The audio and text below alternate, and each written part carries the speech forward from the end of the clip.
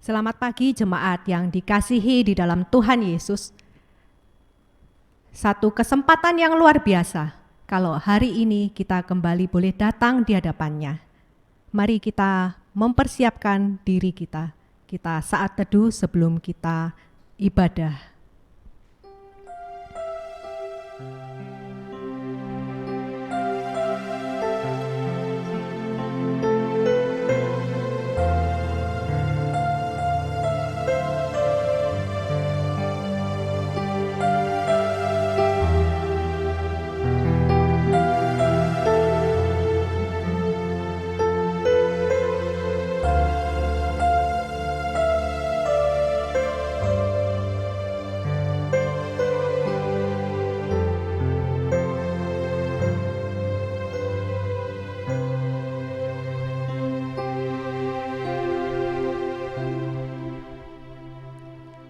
Ibadah pada pagi hari ini, kita awali dengan satu iman, bahwa pertolongan kita datangnya dari Tuhan, pencipta langit dan bumi, yang tidak pernah meninggalkan hasil perbuatan tangannya.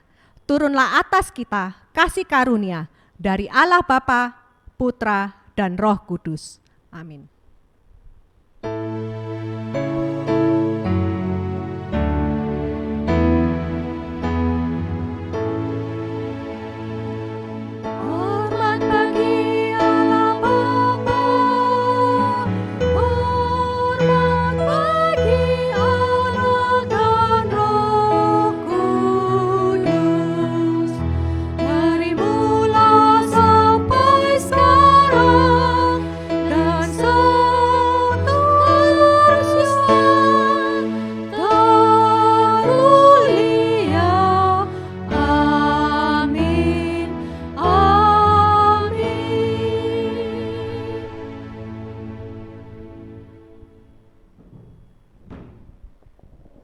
Mari kita berdoa.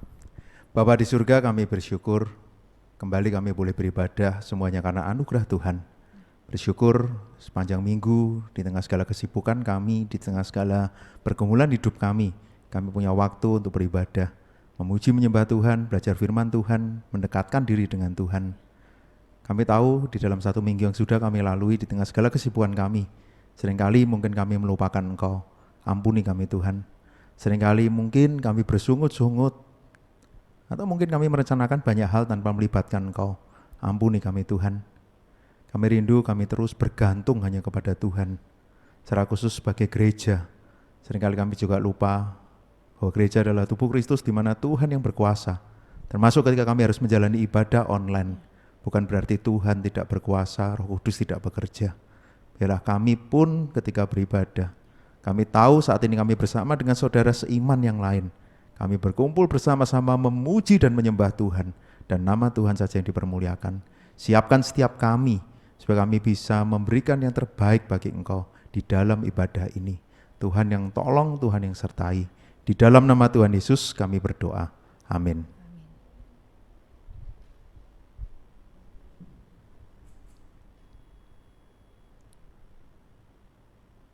Kalau pada pagi hari ini kita bersama-sama boleh menaikkan pujian, itu karena Tuhan Yesus yang sudah melayakkan setiap kita.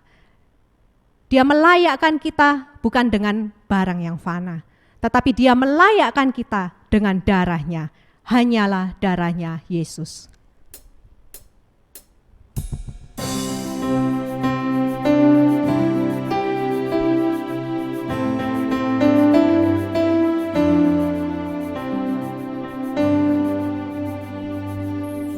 Dosa dapat dihapus hanya oleh darah Yesus.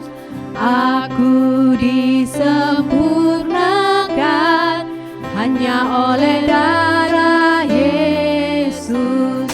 Darahnya yang kudus membasuh dosaku.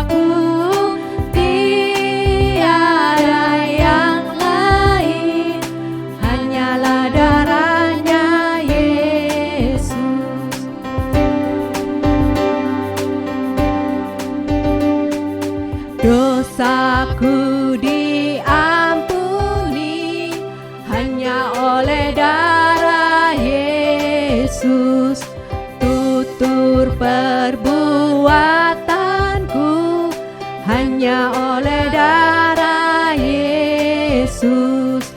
Darahnya yang kudus membasuh dosaku, tiada yang lain, hanyalah darahnya Yesus. Interlude sekali.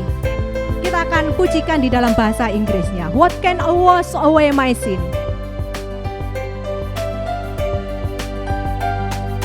What can wash away my sin? Nothing but the blood of Jesus. What can make me whole again? Nothing but the blood of Jesus. How precious is the flow that makes me white as snow.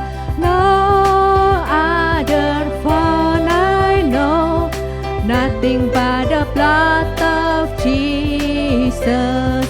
Nothing but the blood of Jesus. Nothing but the blood of Jesus.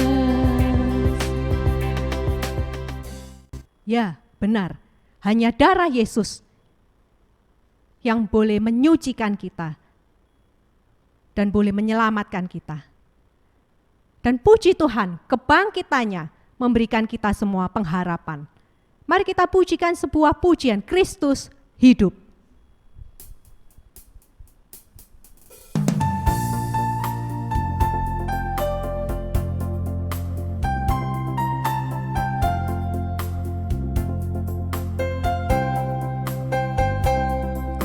Kulayani Tuhanku, kini ku di dunia. Ku tahu ia tetap hidup selama-lamanya. Rahmat-Nya ku alami, suaranya ku dengar. Tiap ku memerlukannya, Ia mendengar. Kristus hidup, kini tetap hidup. Ya dekatku, ya sertaku, jalan yang ku tempuh. Kristus hidup, ku memasyurkannya. Kau bertanya, Dia hidupkah? Benar, Kristus hidup.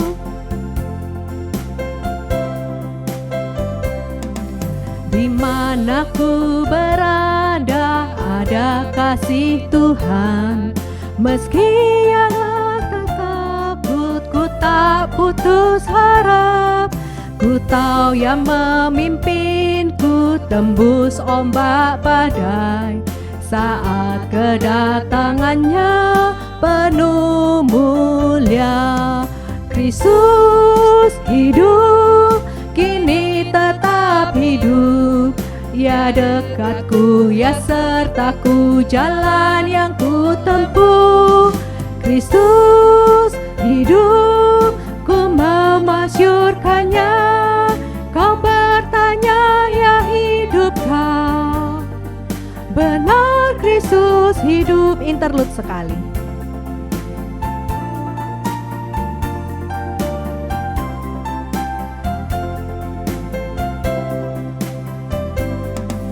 Umat Tuhan nyanyilah, bersorak memuji, menyanyi haleluya bagi Kristus Raja. Tuhan pengharapanku dan kekuatanku, tak seorang seindah Dia, penuh kasih. Kristus hidup, kini tetap hidup. Ya dekatku, ya sertaku, jalan yang ku tempuh. Kristus hidup, ku memasyurkannya. Kau bertanya, ya hidupkah? Benar, Kristus hidup.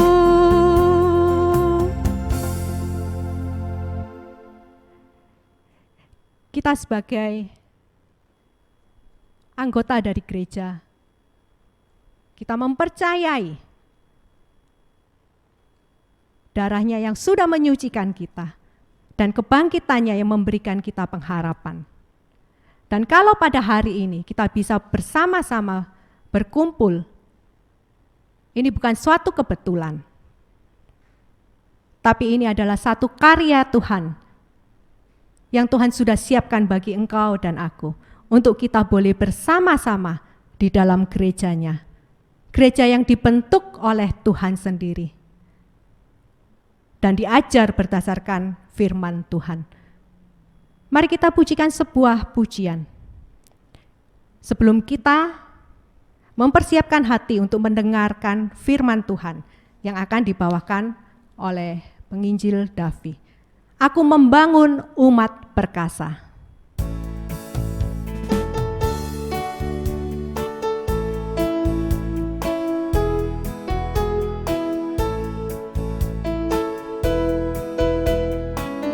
Membangun umat perkasa dan yang penuh dengan pujian, yang mengikuti pimpinan Rohku dan yang memuliakan namaku. Bangunkanlah gerejamu, agar kami diteguhkan. Satukanlah kami ini dalam tubuh anakmu. Aku membangun umat perkasa dan yang penuh dengan pujian, yang mengikuti pimpinan Rohku dan yang memuliakan namaku. Bangunkanlah gerejamu, agar kami diteguhkan. Satukanlah kami ini dalam tubuh anakmu. Bangunkanlah gerejamu, agar kami diteguhkan. Satukanlah kami ini dalam tubuh anakmu.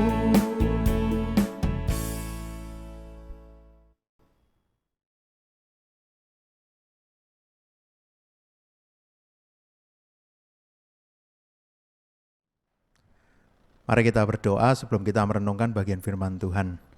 Bapa di surga, saat ini kami mau belajar dari bagian firman Tuhan. Roh Kudus menolong kami supaya kami mengerti bagian firman Tuhan ini dan kami bisa melakukannya. Di dalam nama Tuhan Yesus kami berdoa. Amin. Kita akan merenungkan bagian firman Tuhan dari 1 Korintus 12 ayat 12 sampai 14. 1 Korintus 12 ayat 12 sampai 14. Kita akan lihat ayat ini. Demikian firman Tuhan. Karena sama seperti tubuh itu satu dan anggota-anggotanya banyak, dan segala anggota itu sekalipun banyak merupakan satu tubuh, demikian pula Kristus. Sebab dalam satu roh kita semua, baik orang Yahudi maupun orang Yunani, baik budak maupun orang merdeka, telah dibaptis menjadi satu tubuh, dan kita semua diberi minum dari satu roh. Karena tubuh juga tidak terdiri dari satu anggota, tetapi atas banyak anggota. Demikian firman Tuhan. Saudara, hari ini kita akan masuk seri khotbah yang baru tentang gereja. Jadi beberapa minggu kita akan belajar tentang gereja. Hari ini secara khusus dari bagian ini, tentu kalau tadi dibaca kita pasti tahu gitu ya. Gereja adalah tubuh Kristus. Berbicara tentang satu tubuh. Saudara, bagaimana realita gereja itu? Seringkali kita merasa gereja itu mungkin tidak seperti yang kita harapkan. Ada banyak orang yang kadang, mungkin kalau pakai bahasa Surabaya, gereja itu kok orang-orangnya bencekno gitu ya. Kok orang-orangnya menjengkelkan. Lalu di gereja seringkali ternyata kok juga ada konflik. Di gereja kok kayak tidak ideal, kok harusnya gereja kan isinya orang baik, kok enggak baik gitu ya. Terus ada yang merasa, aku di gereja kok tidak ada yang memperhatikan, aku tidak diurus, aku merasa tersingkirkan. Saudara, inilah realita yang ada di gereja. Dan seringkali pakai ya, kok gini, kok pokoknya ada koknya terus gitu ya. Lalu seharusnya itu seperti apa gitu ya. Saudara, kadang kita berpikir ya seharusnya ya semua itu harus baik semua orang bisa melayani, semua di gereja ini aktif terlibat, semua juga tidak menemukan yang tidak benar gitu ya. Pokoknya harus seperti ini, harus seperti ini, harus seperti ini. Saudara bisa dirasakan gitu ya. Kadang kita mungkin berkeluh kesah kok seperti ini, tapi kita juga bilang harusnya seperti ini, harusnya seperti ini. Saudara, masalahnya kalau kita coba pertemukan ini gitu ya. Apa yang menjadi realita dan apa yang seharusnya, seringkali betul nggak sih itu tuh konflik gitu ya. Betul nggak sih waktu kita bilang kok gereja tuh isinya ribut semua. Harusnya gereja itu tenang, tidak ada keributan. Saudara, di gereja salah satu cirinya kan sering ada rapat gitu ya. Saudara bayangkan kalau rapat itu semua setuju, pokoknya ada yang ngomong gini, oke setuju, pokoknya bener, pokoknya setuju. Nggak usah ribut, biar cepet pulang gitu ya, langsung makan gitu ya. Saya kira juga jadi masalah kan. Di dalam rapat tentu ada beda pendapat. Bukan berarti gereja itu nggak boleh berbeda pikiran, enggak. Justru di gereja kita bisa berlatih untuk mengutarakan pendapat kita mencari yang terbaik, khususnya untuk pekerjaan Tuhan. Saudara, kalaupun kita bilang orang itu mencekno gitu ya, apa betul sih dia itu menjengkelkan, saudara?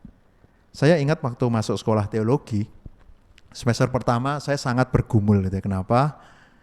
Ceritanya gini, satu kali kami punya kelompok mentoring gitu ya, jadi ada dosen sebagai mentor, kemudian ada, saya lupa tepatnya, tapi pasti 5 orang lebih, antara 5 sampai 10 orang jadi kelompok mentor itu, anggap aja 10 orang gitu ya. Terus kami itu suruh sharing satu-satu, saya itu paling muda, semesternya paling kecil di kelompok itu gitu. Saya semester 1, yang lain itu semester 3, semester 5, semester 7, jadi ini campuran dari semua angkatan gitu ya. Saudara, waktu itu dosen ini bertanya kepada kami satu-satu, terus gimana kamu yang baru masuk semester pertama, rasanya gimana? Saya nggak pernah lupa jawaban saya karena saya juga tidak pernah lupa jawaban dosen saya. Jadi gini, waktu dia tanya gimana perasaanmu, saya tahu jawaban saya hari itu, jujur ya Pak, saya stres. Kenapa stres?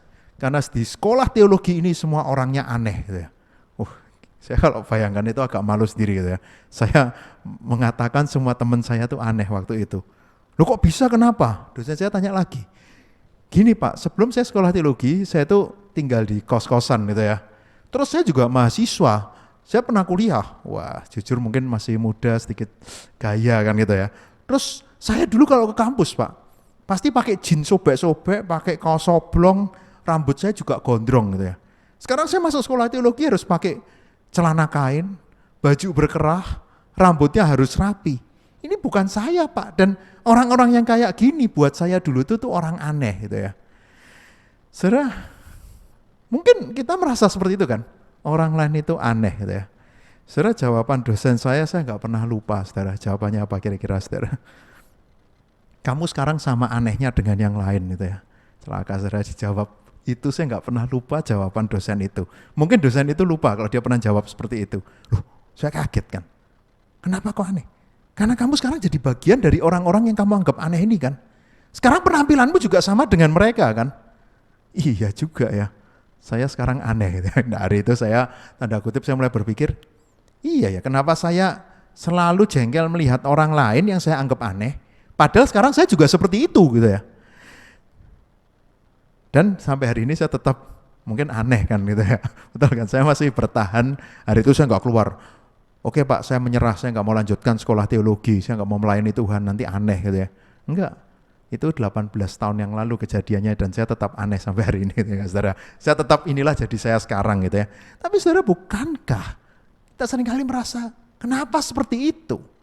Saudara, justru ini yang menarik ketika di dalam gereja. Saudara, kalau kita lihat bacaan kita tadi, ayat yang ke-12, karena sama seperti tubuh itu satu dan anggota-anggotanya banyak, dan segala anggota itu satu sekalipun banyak. Lah saudara, kalau lihat ini tuh mungkin kayak kok bulet aja kan gitu ya, kok dibolak-balik gitu ya. Kalau pakai bahasa Inggrisnya mungkin biar keren, diversity in unity gitu ya. Bahasa lebih kerennya lagi, Bhinneka Tunggal Ika gitu ya saudara ya. Ngerti ya saudara? Kira-kira loh kenapa? Kok bisa? Saudara coba dirasakan lagi. Karena sama seperti tubuh itu satu dan anggota-anggotanya banyak. Berarti kan berbicara menekankan anggota banyak kan. Ada anggota yang berbeda-beda, ada keragaman.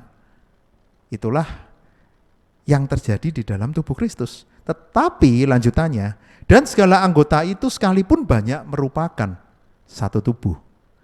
Berbicara tentang kesatuan. berbicara tentang unity.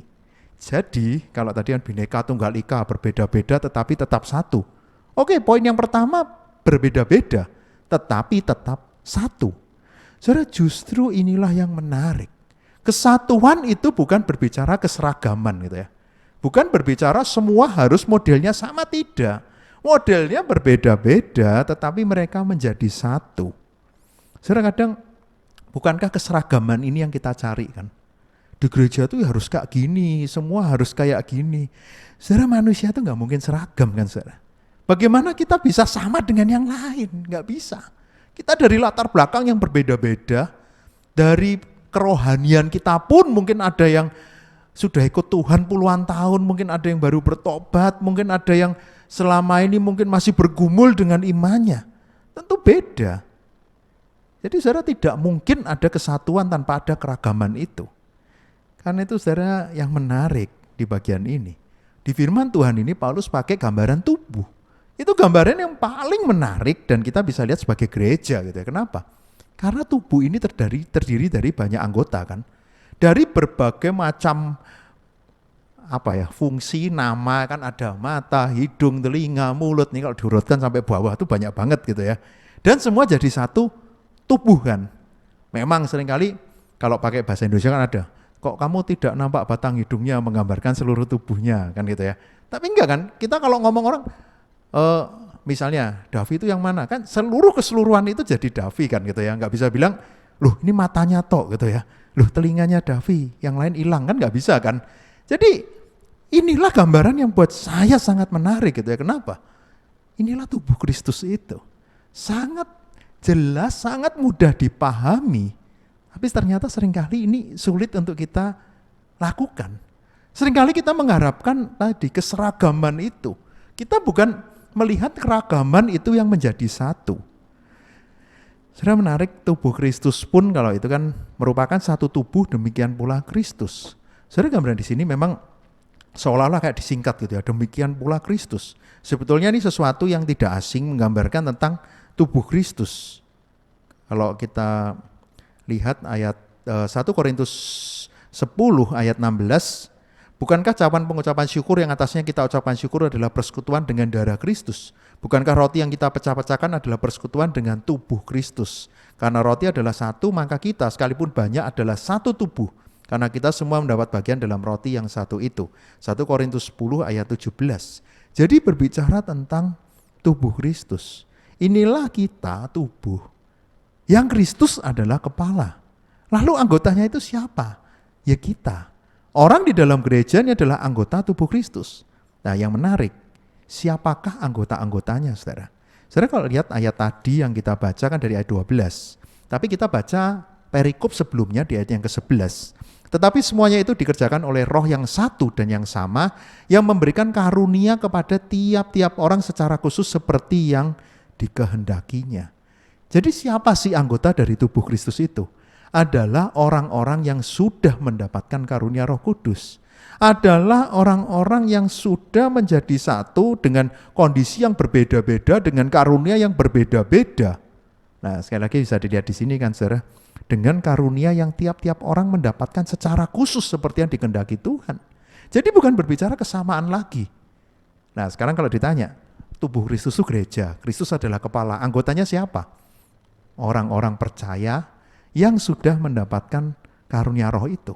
Artinya dia yang sudah bertobat, dia yang sudah menerima Kristus di dalam hatinya dan Roh Kudus berkuasa di dalam hatinya. Jadi saudara, yang mengikat kita di dalam tubuh Kristus adalah di sini dikatakan oleh Roh yang satu. Ayat 13, sebab di dalam satu Roh. Ini sangat jelas kan saudara. Jadi saudara, kalau kita coba lihat sampai di sini dulu. Sebetulnya gereja itu isinya siapa? Adalah orang-orang yang sudah berjumpa dengan Kristus secara pribadi, yang Roh Kudus sekarang berkuasa di dalam dirinya. Jadi kalau tanpa Roh Kudus, tentu nggak ada gereja, saudara. Tanpa Roh Kudus nggak ada anggota-anggota tubuh ini. Kalau saudara tanya, lalu bedanya komunitas di luar gereja dengan gereja apa? Ya ini bedanya. Karena Roh Kuduslah yang mempersatukan. Roh Kudus yang mengikat setiap anggotanya, memberikan karunia yang berbeda-beda. Saudara kalau yang ingat di pengakuan iman rasuli juga ada persekutuan orang kudus. Itu yang kita ucapkan setiap minggu, saudara. Itulah gereja. Jadi saudara kalau berbicara gereja, ini bukan maunya kita kok gereja itu berdiri, saudara. Bukan karena aku ada kan makanya gereja ini ada, enggak. Kita bisa ada di gereja. Kalau lihat karunia Tuhan yang menghendaki tadi, Tuhan yang izinkan kita ada di gereja. Sama mungkin hari ini kalau saudara lihat tayangan YouTube ini untuk ibadah. Bukan karena saudara punya fasilitas di gadget kita, di TV kita, punya internet, makanya aku bisa kebaktian. Enggak. Semuanya karena anugerah Tuhan. Roh Kudus yang membuat kita sekarang boleh beribadah. Membuat kita boleh datang kepada Tuhan, boleh bersekutu bersama dengan saudara-saudara seiman yang lain meskipun kita di rumah kita masing-masing. Saudara, gereja itu bukan karena kita, saudara. Tapi Kristus yang adalah kepala, Roh Kudus yang mempersatukan itu di dalam kehendak Tuhan. Jadi saudara, seharusnya gereja itu kalau kita pikirkan ya, betul sih kalau tadi mengharapkan gereja itu enggak ada masalah, betul. Karena seharusnya ini adalah orang-orang yang sudah percaya Tuhan, betul. Lalu kenapa kok gereja itu ada masalah? Lalu kenapa kok gereja tidak seperti yang diharapkan? Harusnya kan kalau dia sudah menerima Kristus, ada Roh Kudus di dalam dirinya kan di gereja pasti yang ada itu kan ada buah roh, karunia roh yang kita bisa rasakan. Saudara, jawabannya sederhana, saudara. Tubuh itu harus selalu terhubung satu dengan yang lain kan. Ketika ada masalah, tentu masalah di anggota tubuh itu kan. Saya coba pikirkan masalahnya itu apa gitu ya. Yang pertama, karena anggota tubuh itu tidak terhubung dengan Kristus sebagai kepala. Tidak terhubung dengan Roh Kudus yang mempersatukan kita itu. Jadi kita itu kayak anggota tubuh yang gak connect kepada kepala kan gitu ya. Anggota tubuh yang gak mau diikat, yang mau keluar terus gitu ya. Itu kan kayak mungkin bagian tubuh kita yang kalau gak mau berfungsi, mau terus pergi kan, itu akan mengganggu kan. Saudara, yang terjadi di jemaat Korintus, kenapa sih nanti kalau di sini banyak berbicara tentang karunia, berbicara tentang bahasa lidah, berbicara tentang hal-hal yang mereka merasa ada karunia yang lebih baik sampai harus diomongi, ini tuh banyak anggota dan semua itu sama pentingnya. Kenapa? Karena mereka fokusnya itu bukan kepada Tuhan, tetapi kepada karunia-karunia itu. Mereka bukan fokus kepada Tuhan yang memberikan karunia itu. Bukan fokus kepada Roh Kudus yang memberikan karunia roh itu. Tapi mereka fokus, aku harus dapat yang lebih baik dari yang lain. Mereka fokus kepada dirinya, mereka tidak mencari Tuhan. Dan yang terjadi apa? Mereka itu lupa kalau itu semua dari Tuhan. Kalau bukan Tuhan yang menghendaki, mereka gak akan dapat karunia rohani itu kok. Akhirnya mereka merasa, wow, aku bisa. Jadinya apa sih? Sombong rohani kan, saudara. Jadinya mereka merasa aku lebih baik dari yang lain, aku bisa dipakai Tuhan lebih baik dan yang lain mungkin jadi minder kan. Aku kok gak bisa ya berbahasa lidah, aku gak bisa karunia itu. Berarti aku bisa apa? Saudara, bukankah di gereja seringkali kita seperti itu? Tapi ujung-ujungnya dicari itu bukan masalah aku dan orang lain dulu, saudara. Tapi apakah kita terhubung dengan Kristus? Dan kita yakin aku berharga di hadapan Tuhan. Roh Kudus yang membuat aku ada di dalam tubuh Kristus ini. Siapapun aku, Tuhan akan berikan yang terbaik. Berikan aku karunia sesuai dengan kesanggupanku. Jadi tidak ada lagi kesombongan itu, saudara. Yang ada kita cuma bisa melihat, terima kasih Tuhan aku menjadi anggota tubuh Kristus. Kalau aku kuat, pasti Tuhan punya sesuatu. Aku harus melakukan apa Tuhan di tubuh Kristus ini. Ketika aku melihat saudaraku menangis, bukan aku sombong, aku lebih baik dari mereka. Tapi aku menangis bersama dengan mereka. Saudara, kadang sebagai gereja, sebagai anak-anak Tuhan, satu yang menjadi keresahan saya kadang gini, saudara. Kadang kalau kita melihat sesuatu, mungkin tragedi, mungkin bencana, kadang doa kita atau mungkin yang di-sharingkan itu kan gini kan, puji Tuhan, saya berdoa makanya saya gak celaka, orang lain yang celaka. Betul gak sih, saudara? Puji Tuhan, aku gak jadi berangkat, yang berangkat yang celaka gitu ya. Saudara, kadang saya tuh sedih gitu ya. Nah memang yang berangkat itu gak disertai Tuhan. Apakah yang mendapatkan tanda kutip kesulitan dan tantangan itu berarti itu pasti hukuman dari Tuhan? Saudara, kalau ada orang yang berduka, menangislah bersama dengan mereka. Boleh kita cerita tentang puji Tuhan, aku nggak jadi berangkat, jadi aku nggak jadi susah. Saudara, mungkin boleh cerita itu, tapi nanti saudara. Mungkin sekarang ada bencana alam saudara di Nusa Tenggara yang cukup mengerikan. Beberapa teman yang di sana cerita, mereka cuma di malam hari cuma bisa berdoa, anginnya begitu keras, nggak bisa melakukan apa-apa, listrik mati. Saudara bayangkan tuh seperti apa sih kejadiannya? Terus kita doanya, Surabaya jauhkan dari semua bencana alam. Terus bencana alamnya mau dikirim kemana saudara? Saudara, memang kita sekarang nggak alami. Tapi itu saudara-saudara kita yang sekarang bergumul. Kita harus menangis bersama dengan mereka. Saudara, ketika di gereja pun, ketika kita fokusnya Tuhan, kita nggak melihat diri kita. Tapi kita berpikir, terima kasih Tuhan. Tuhan tolong Tuhan, kuatkan saudaraku. Kuatkan saudara seimanku di gereja yang sekarang sedang bergumul. Aku tahu karena pandemi ini dia sekarang bergumul dengan pekerjaannya. Mungkin saat ini dia sedang terbaring sakit. Aku mau bersama dengan dia. Tuhan tunjukkan aku harus melakukan apa. Saudara, anggota tubuh harus terhubung dengan Kristus yang adalah kepala itu. Lalu saudara sebagai anggota tubuh, supaya tubuh itu sehat. Tidak ada anggota tubuh yang gak penting kan saudara di bagian ini. Kalau kita lanjutkan nanti banyak cerita cukup panjang. Analogi tentang tubuh kayak penting-pentingan gitu. Dan semua sama di hadapan Tuhan.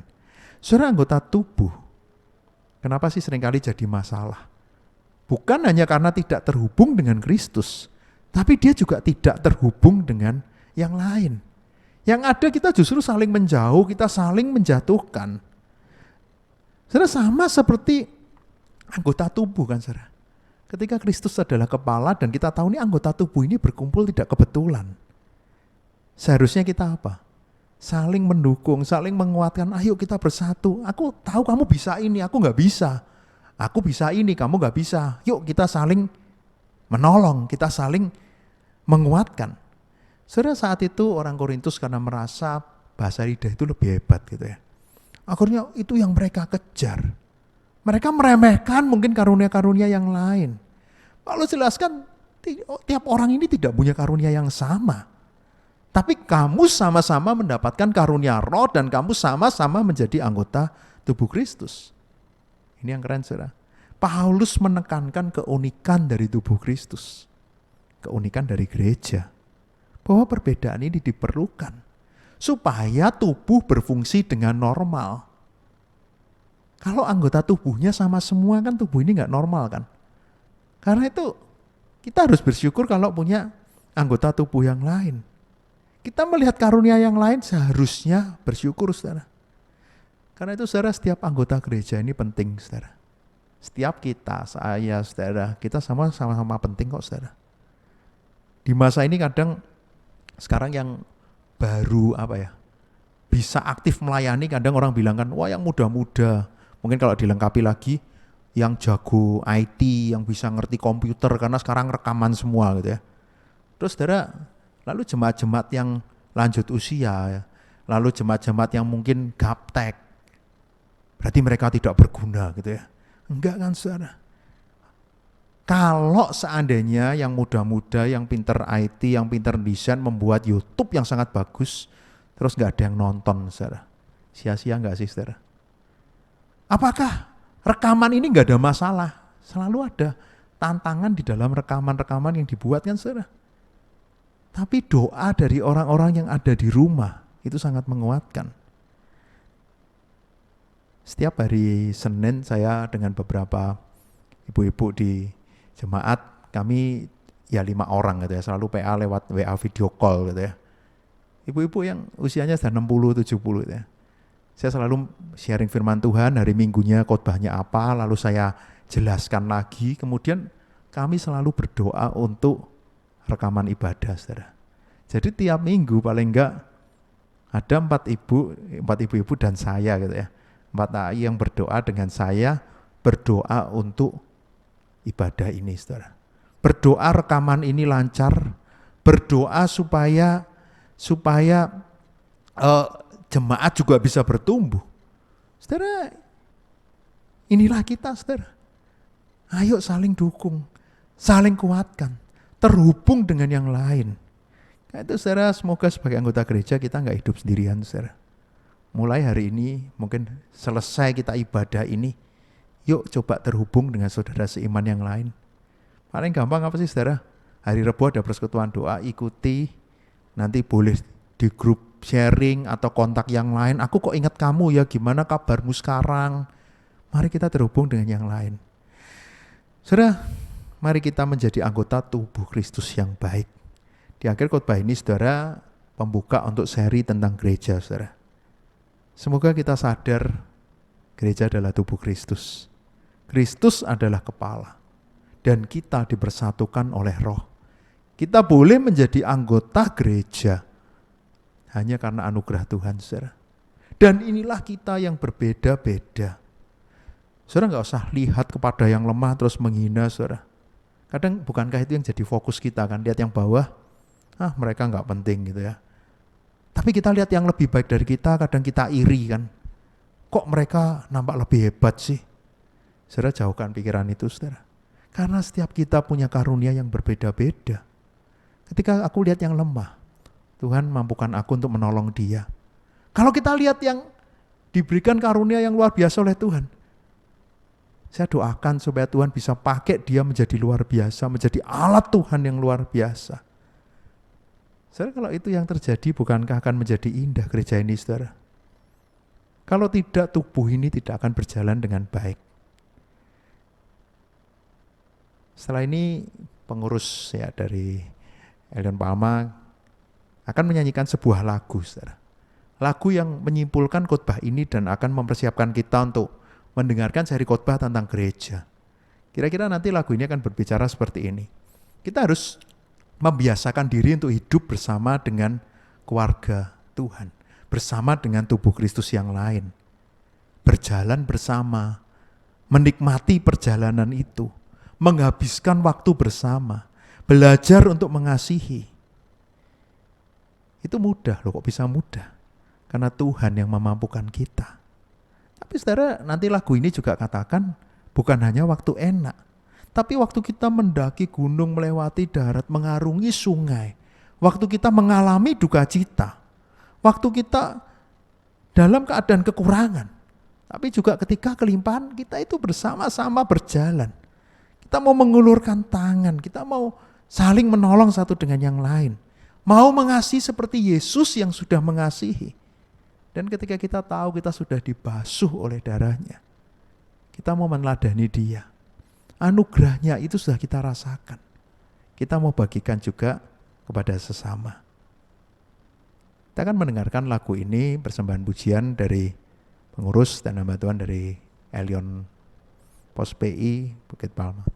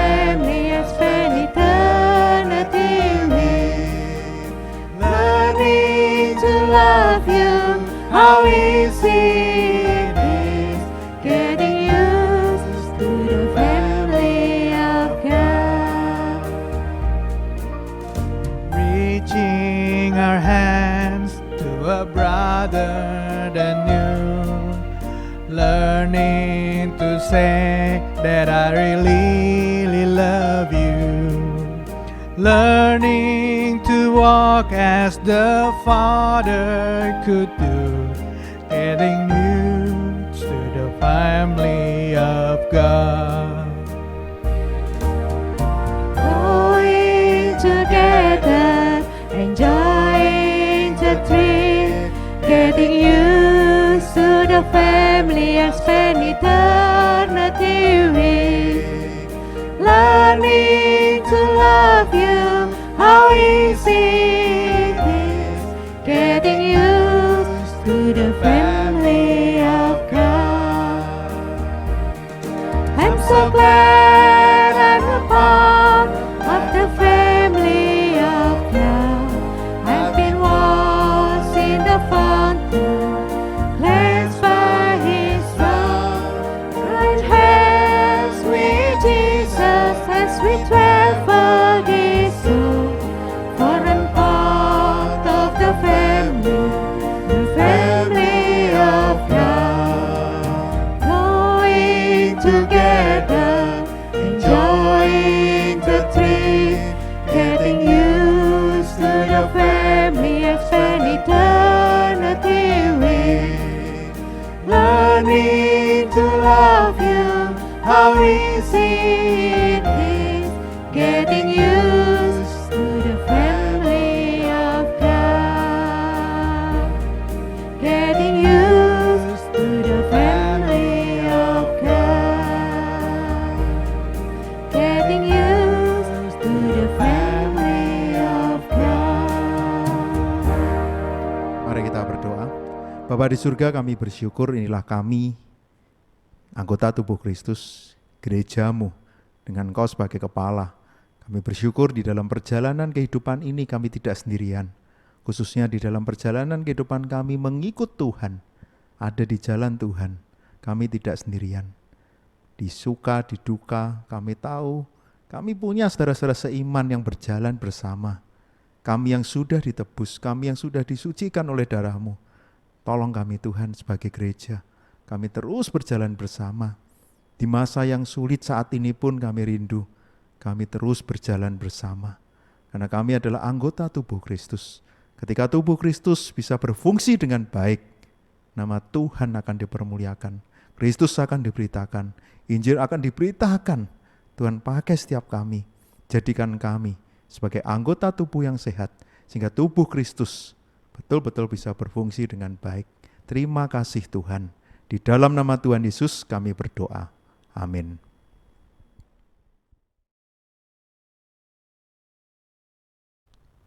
Bersama dengan gereja di segala abad dan tempat, mari kita mengikrarkan pengakuan iman kita. Pengakuan iman rasuli. Aku percaya kepada Allah, Bapa yang Maha Kuasa, Khalik langit dan bumi, dan kepada Yesus Kristus, anaknya yang tunggal Tuhan kita, yang dikandung dari Roh Kudus, lahir dari anak darah Maria, yang menderita sengsara di bawah pemerintahan Pontius Pilatus, disalibkan, mati dan dikuburkan, turun ke dalam kerajaan maut. Pada hari yang ketiga bangkit pula dari antara orang mati, naik ke surga, duduk di sebelah kanan Allah, Bapa yang Maha Kuasa, dan dari sana Ia akan datang untuk menghakimi orang yang hidup dan yang mati. Aku percaya kepada Roh Kudus, gereja yang kudus dan am, persekutuan orang kudus, pengampunan dosa, kebangkitan tubuh, dan hidup yang kekal. Amin. Mari kita pujikan sebuah pujian yang kata-katanya sungguh indah. Diambil dari KPPK nomor 296. Ada pengertian bersama. Dikatakan di dalam pujian ini, kita sebagai umat Tuhan, di dalam gerejanya, ketika kita berkumpul, biarlah kita mempunyai pengertian bersama. Dan janji Tuhan ketika kita bersatu di dalamnya, kasih-Nya itu akan memenuhi kita. Mari kita pujikan lagu ini sambil kita mempersiapkan hati, memberikan persembahan.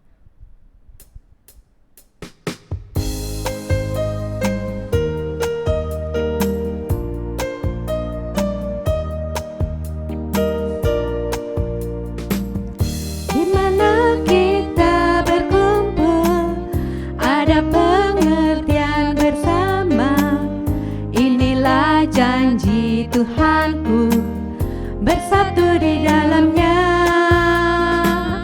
Kasih-Nya penuhi kita, roti hidup Ia berikan. Inilah janji Tuhanku, bersatu di dalamnya.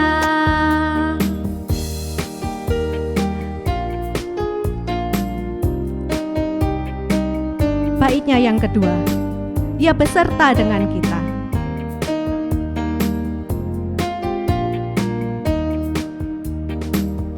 Ia beserta dengan kita, bagi berkat dalam Roh-Nya.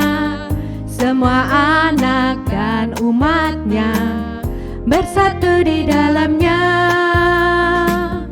Bersyukurlah pada Yesus, kehendak-Nya Ia tunjukkan.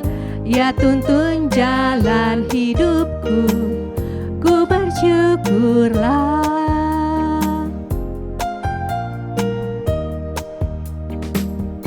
Mari kita masuk di dalam doa. Tuhan Allah Bapa kami yang ada di dalam kerajaan surga, kami mengucap syukur untuk firman Tuhan yang baru saja kami dengarkan, yang boleh mengingatkan kepada kami bagaimana kami ini dipanggil sebagai satu gereja di dalam tubuh Kristus. Tuhan, biarlah ketika kami bergereja, kami berelasi satu sama lain, biarlah benar-benar kasih Tuhan yang terpancar di antara kita, sehingga di antara kami Tuhan ada satu pengertian bersama. Kami boleh bersatu hati bersama-sama untuk memuliakan nama Tuhan melalui gereja kami. Kami juga mengucap syukur untuk satu kesempatan di masa sulit ini pun kami masih boleh memberikan persembahan kepada Tuhan. Ini bukan hasil usaha kami sendiri, tapi kami mengerti ini adalah satu kesempatan yang Tuhan berikan kepada kami melalui penyertaan Tuhan hari lepas hari di dalam hidup kami.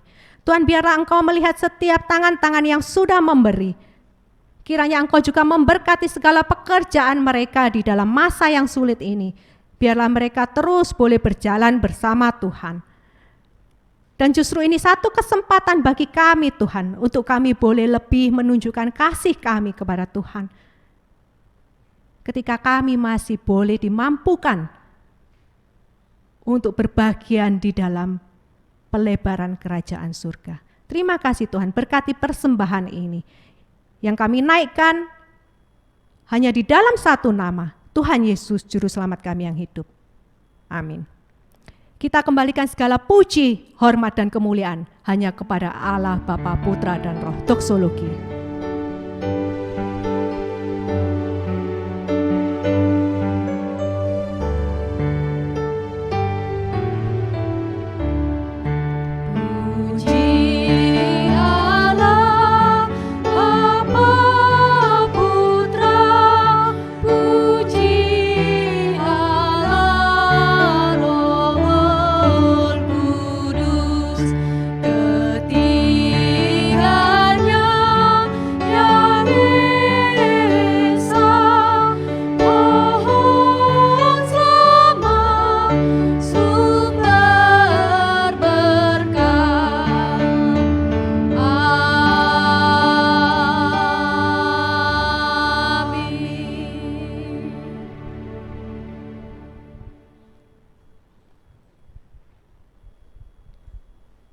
Ibadah ini mari kita meminta berkat dari Tuhan.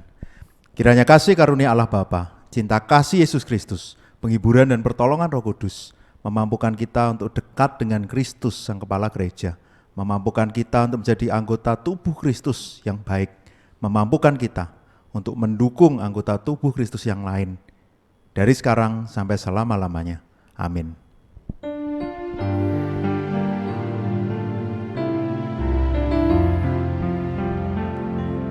Tuhan melindungi kau, Tuhan memberkati kau, kiranya wajah-Nya menyinari kau, Tuhan memberi anugerah-Nya, damai sejahtera. Amin. Amin.